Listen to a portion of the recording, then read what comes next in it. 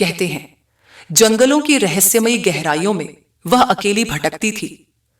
उसकी आंखें अंधेरे में चमकती, पर उसका दिल सोने से भी ज्यादा निर्मल था। लोग उसे भोली चुड़ैल कहते थे।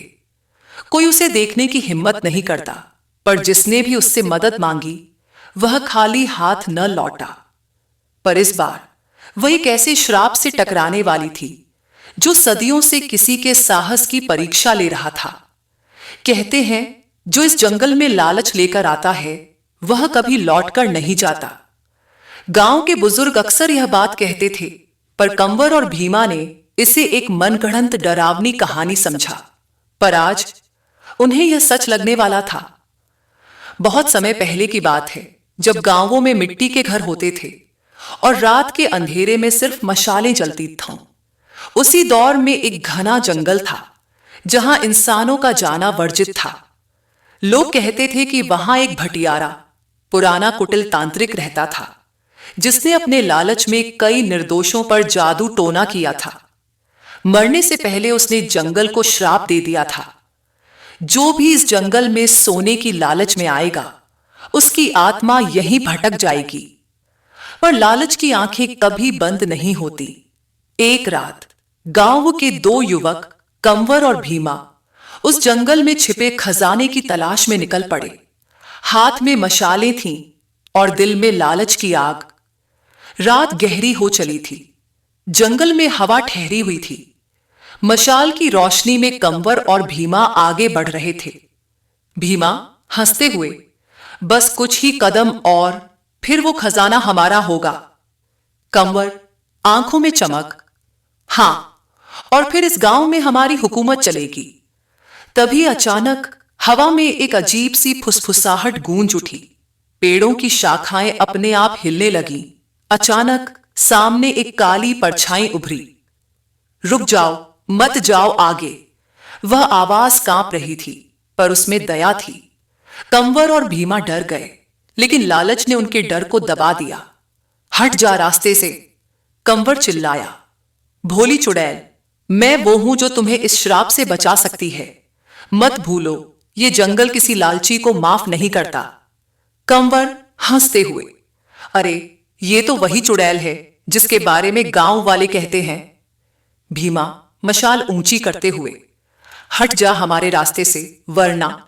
भोली चुड़ैल शांत स्वर में, वरना क्या? तुम दोनों जानते भी नहीं किससे टकराने जा रहे हो। भोली चुड़ैल ने गहरी सांस ली।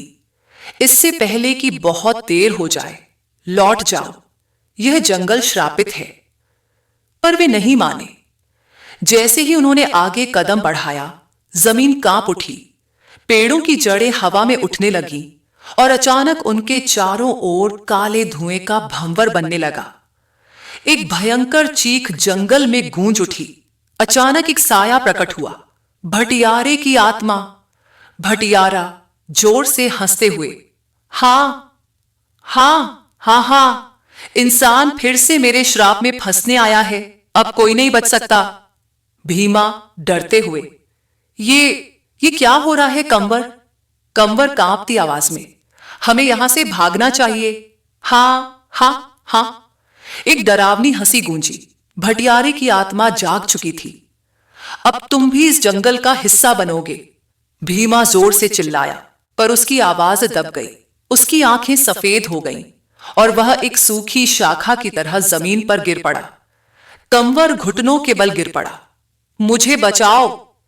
भोली चुड़ैल आंखें चमकाते हुए, अब बहुत देर हो चुकी है, पर मैं तुम्हें बचाने की कोशिश करूंगी।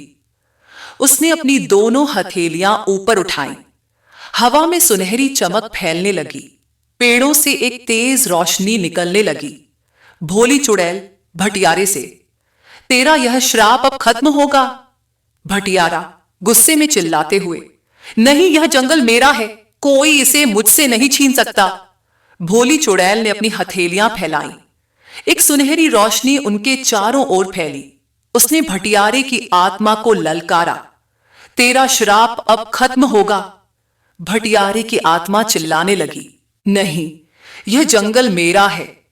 भीमा घुटनों पर गिरते हुए, हमें माफ कर दो, हमें नहीं पता था कि यह सच है।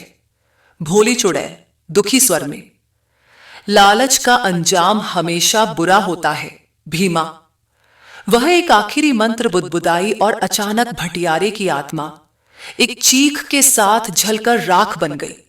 जंगल फिर से शांत हो गया, पर कंवर, वह अभी भी लालच में डूबा था और जैसे ही उसने खजाने की ओर देखा, उसका शरीर काले धुएं में बदलने लगा। कंवर चीखते हुए, नहीं, मुझे बचाओ। पर भोली चुड़ैल कुछ नहीं कर सकती थी। श्राप ने अपना आखिरी शिकार ले लिया था। भोली चुड़ैल ने मंत्र फूंका और अचानक जंगल में रोशनी फैल गई। पेड़ फिर से हरे हो गए, हवा शांत हो गई और भीमा की आत्मा मुक्त हो गई। पर कंवर, वह लालच के कारण खुद को खो चुका था। अब वह भी इस जंगल के श्राप का हिस्सा बन गया। भोली चुड़ैल ने गहरी सांस ली। उसकी आंखों में दुख था। भोली चुड़ैल ने दूर जंगल की ओर देखा और धीमे स्वर में कहा, लालच की आग कभी बुझती नहीं, पर जो इसे पालता है वह खुद राख बन जाता है। लालच हमेशा विनाश लाती है,